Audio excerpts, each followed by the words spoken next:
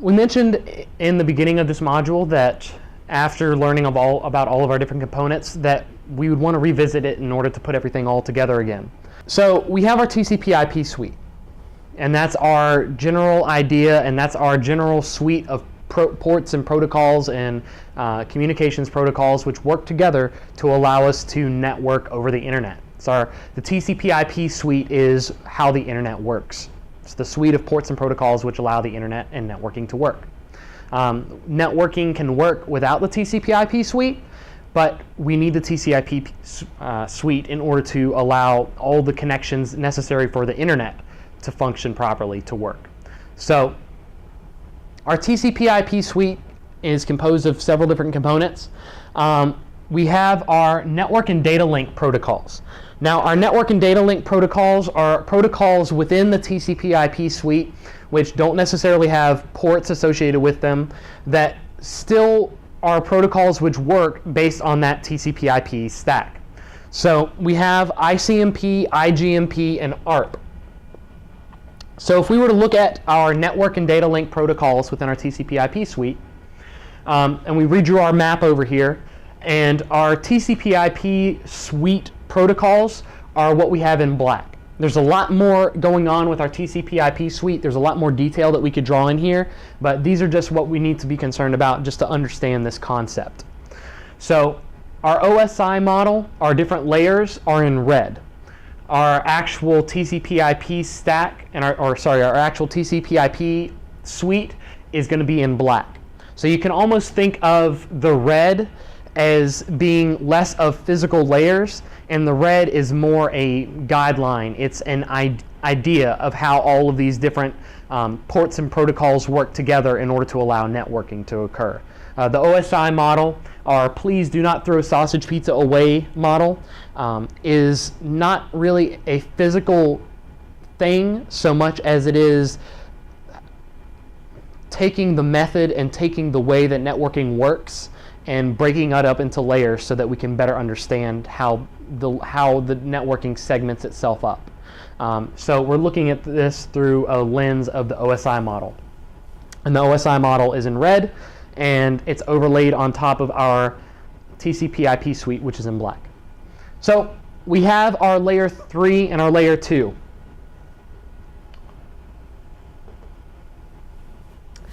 Our layer 3, ICMP and IGMP, are built off of IP addressing.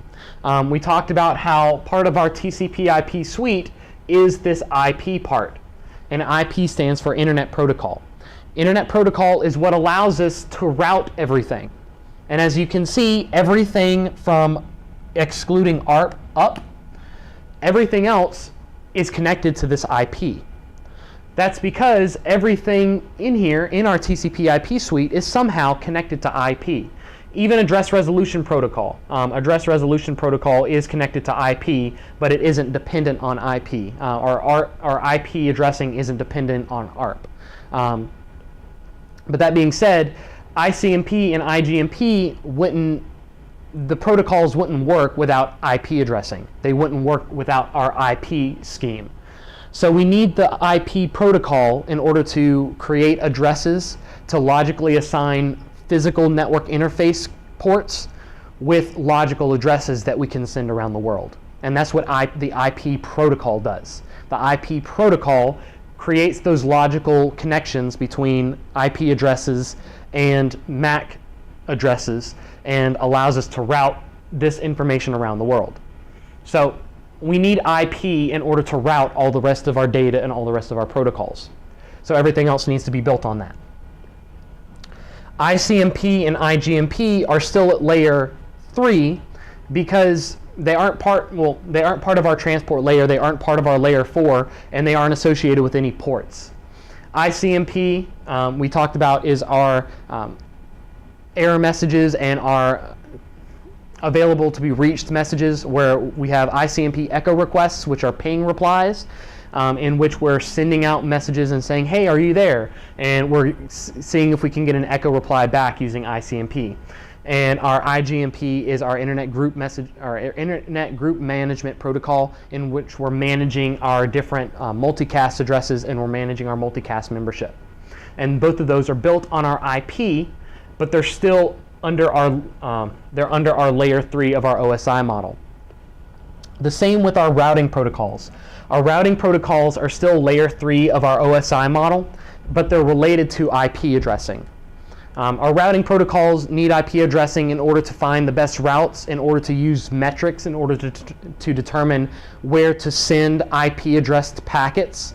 But we don't need to use a transport protocol. We don't need to use a communications protocol such as TCP or UDP in order to make our routing protocols, RIP, open shortest path first, etc., work properly. They work just fine simply by using metrics, simply by accumulating data and creating paths through different routers.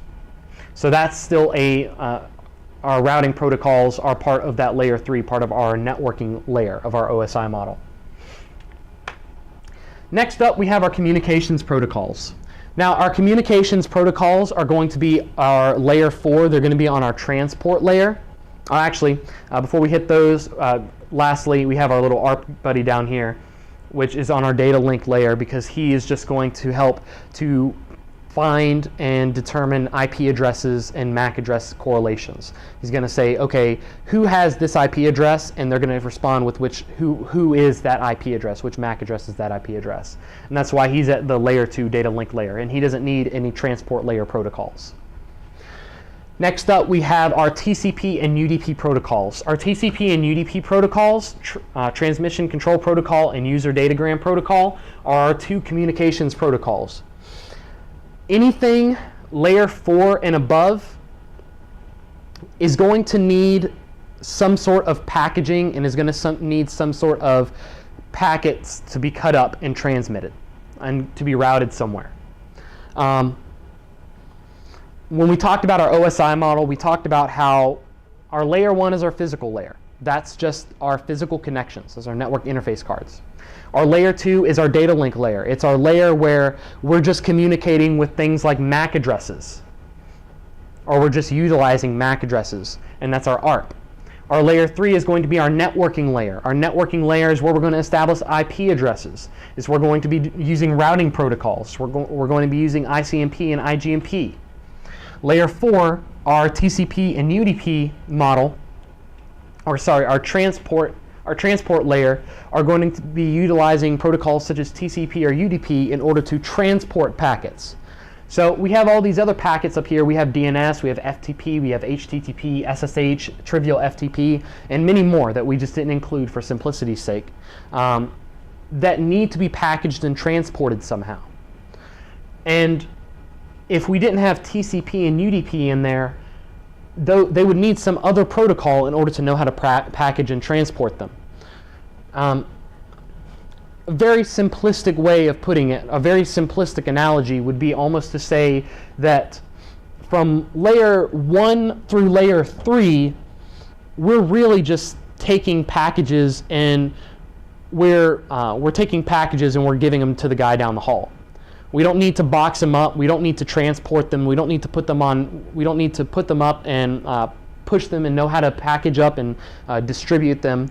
But once we hit layer 4, once we hit our transport layer, and our above protocols need this transport layer in order to know, okay, I have these packets, I have this HTTP page that I need to package up into chunks because I can't send the whole page at once, and I need to make sure that the other side gets it. Well, that's not built into the HTTP protocol to know how to do that. That's not built into the HTTP protocol, our protocol where we're loading web pages, to know how to segment up its own packets and how to send those and how to make sure that it's getting a read receipt. That's going to be the job of TCP.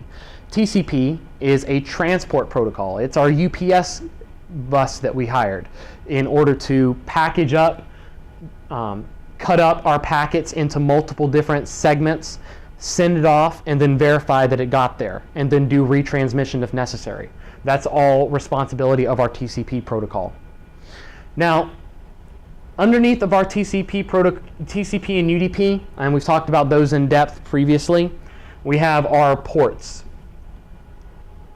And our ports are also going to be at layer 4. They're going to be at our transport layer, because our ports are going to be where are going to be our data endpoints.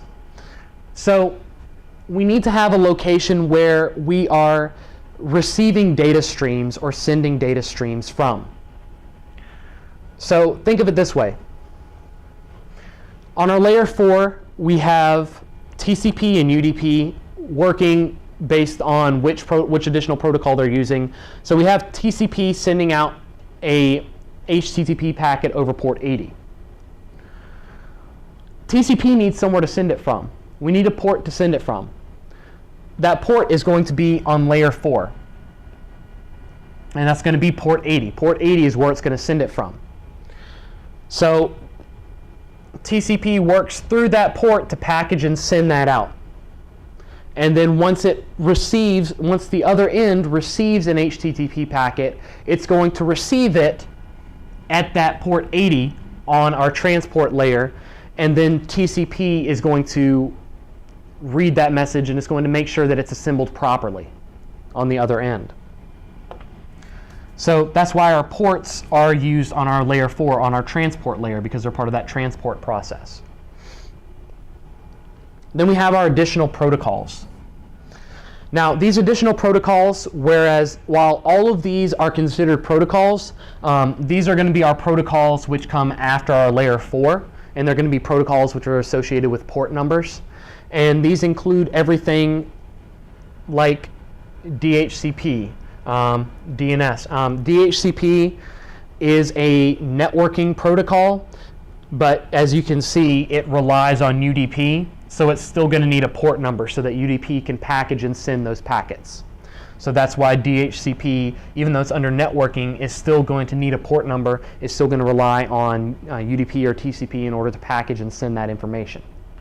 But DHCP is just under our networking protocol because it's what we use to configure IP addressing information and networking information. So anyway, we have our additional protocols such as DNS, FTP, HTTP, SSH, TFTP, which are all going to need ports on our layer 4 transport layer in order to communicate with. So we have our domain name service, we have our file transfer protocol, we have HTTP, we have SSH and TFTP, and many, many others that need ports.